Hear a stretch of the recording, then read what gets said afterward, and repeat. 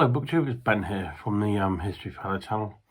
Here today with the second part of the three-part book haul. I think, what was it, what day are we on? On Tuesday I received a big parcel from Pen and Sword Books with a total of 30 books in it, so I'm going to split them into 10, so we'll have 3 book haul videos, because I'm not sure anybody really wants to see 30 books in one book haul. Anyway, so let's get going on part 2 of the book haul. And the first book is called Educating the Tutors, written by Amy McElroy, published by Pen and Sword Books, and costs £20. Few biographies focused on the youth of Henry VIII.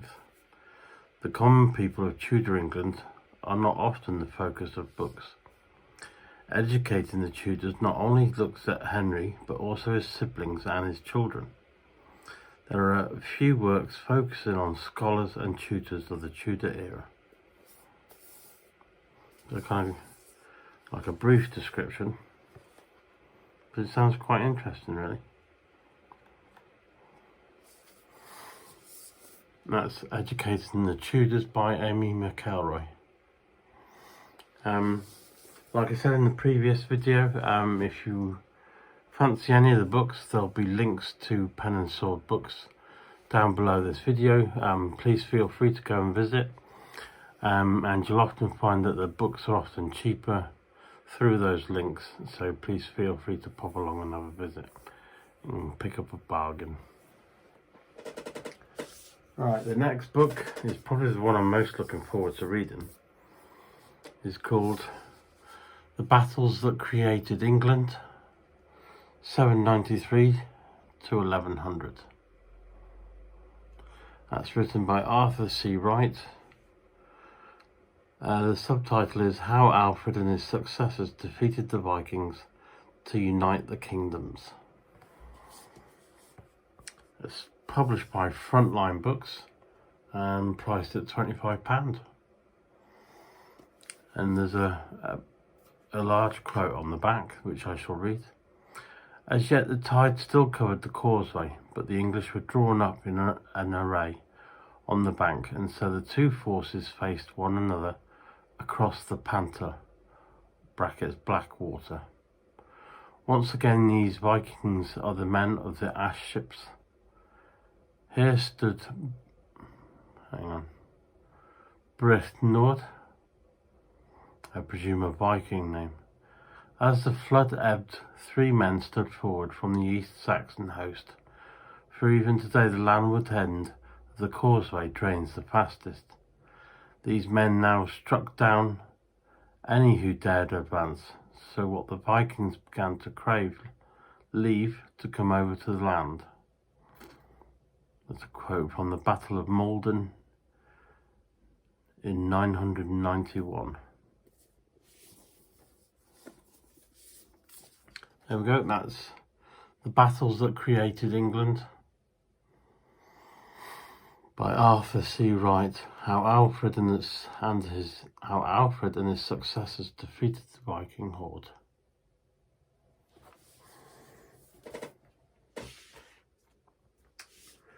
The next one is called Voices of the Georgian Age. That's 100 Remarkable Years in Their Own Words, written by James Hobson, who I know writes quite a bit on the Georgian era, as I've read a couple of his books and they're quite good. Explores the Georgian period through the eyes of the people who lived through it, based on a carefully curated list of 16 different diaries and memoirs selected to showcase a true variety of experiences. Covers a cross-section of society, grave robbers and royal courtiers, establishment figures and radicals, soldiers and politicians, tourists and artists, and as many women as the evidence allows. All the sources can be found online, and the book brings them together to produce a lively social history of the period and a guide to reading and research in these diaries, memoirs, and similar ones.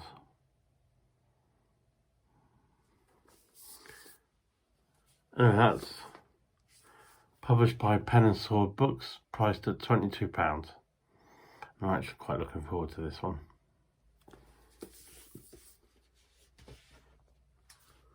The next one. Oh, look, some Russian sounding names. This is Hitler's Air Bridges, subtitled The Luftwaffe's Supply Operations of the Second World War. Written by, wait for it, Dmitry Degtev and Dmitry Zubov. They were relatively easy. Published by Airworld Books and priced at £25.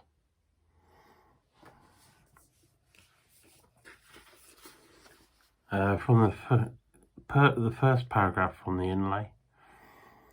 Much has been written about the famous Luftwaffe fighters and bombers which proved successful in the invasion of Poland, the Battle of France, the Battle of Britain, and in the early operations in Eastern Europe.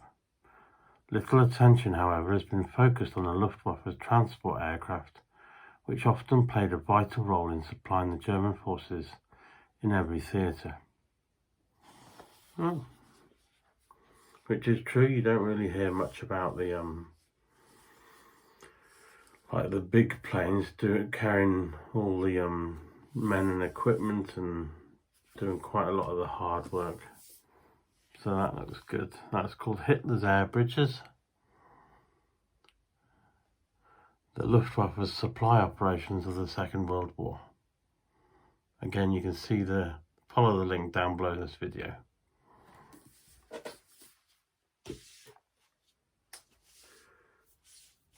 Right, number 5. This is called The Battle of Britain on the Big Screen. The Finest Hour Through British Cinema. Written by Dilip Sarkar, MBE. Published by Airworld Books and priced at £22. Let me read something from the inlay because there's nothing on the back. During the Second World War, the British movie industry produced a number of films concerning the war, all of which were by necessity heavily myth-laden and propagandized. Foremost among these productions was The First of the Few, which was the biggest grossing film of 1942. In the intermediate post-war period to start with, there were no British aviation war films. The first to be released was Angels 1-5 in 1952. It was well received, confirming that the Battle of Britain was a commercial commodity. And it goes on further. So this is going to be looking at the film industry after the war, and in particular the Battle of Britain on the big screen.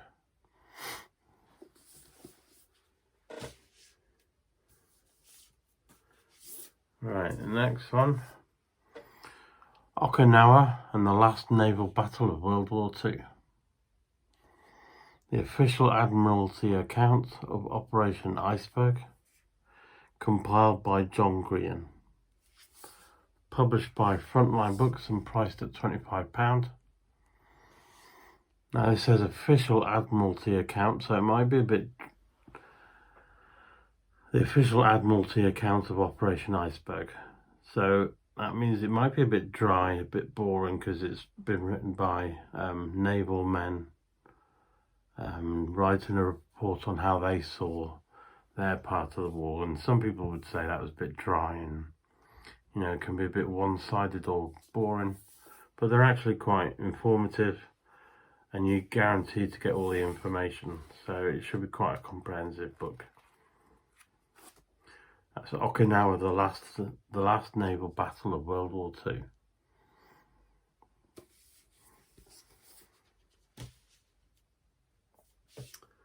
Right, the next one's quite an interesting one. This one's called The Rise and Fall of the Mounted Knight, written by Clive Hart.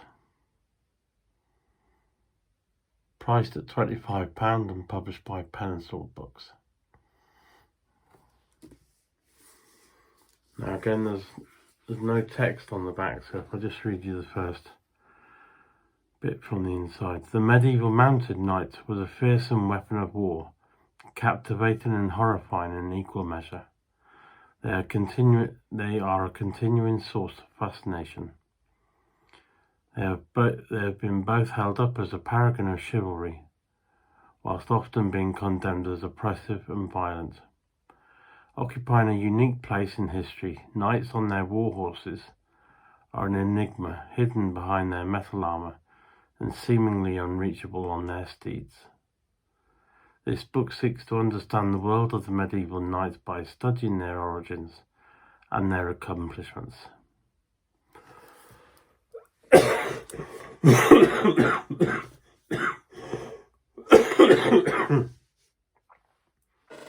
Excuse me from the cough. I'm hopefully getting towards the end of it actually, so hopefully my voice will start getting better.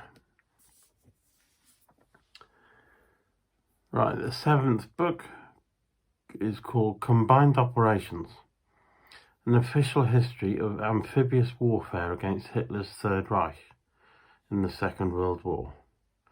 Again, this one's compiled and introduced by John Graham, who's very much a naval expert on World War II, and there's a lot of writing and reports and that sort of thing. But it's a good book, and I don't know if I just said, but specifically looks at naval warfare. And he's a really good writer, so I can highly recommend his books. And that's priced at £25 and published by Frontline Books.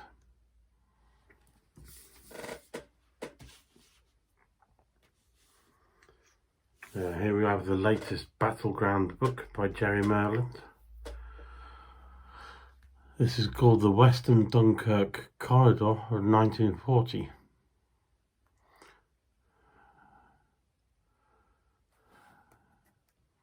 Basically, it's like a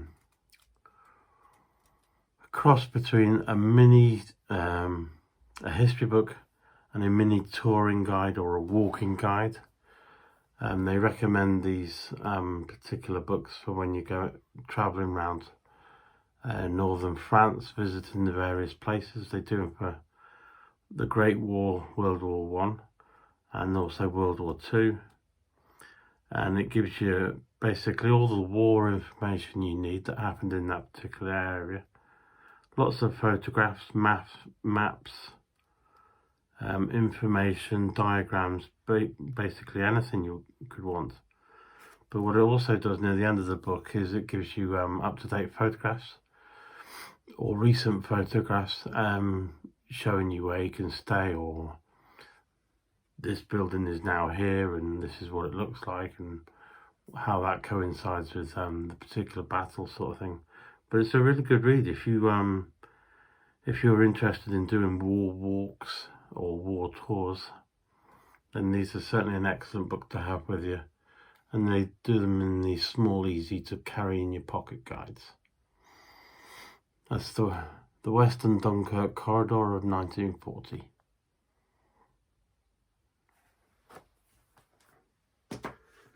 And the last book for today is one I'm quite looking forward to reading, from Key Publishing. This is called Railways Railways of Southern California. Written by Colin J. Marsden, and like I said, published by Key Publishing. And it's priced at, this one's priced at £30. A photographic journey through the beautiful Californian scenery. Now, I don't often get the chance to read books on trains, but for some reason trains have always fascinated me since being a kid. Sort of age 6 or 7, being able to see like obviously British trains, living here in Britain. But I remember you used to stand on the platform and the train had whizzed through, and 10 seconds later it was gone, and I was just used to find it quite amazing and intriguing. And I particularly picked this book because you've got not only the trains, but you've got all the Southern California scenery as well to look at. So that's going to be a good one. So there we go. That's the second part of the book haul done of the trilogy. Thank you very much for watching. Like I said, if you fancy some of the books, then click on the link down below this video. If you've enjoyed the video or some of the books, then give it a thumbs up, or let me know which books are of particular interest to you, or which ones you fancy. And yeah, just let me know. I'm happy to answer any questions about the books. Just let me know what you think in the comment section. Other than that, have a great day. Thank you very much for watching, and I shall see you for part 3 very soon. Thank you very much. Bye bye.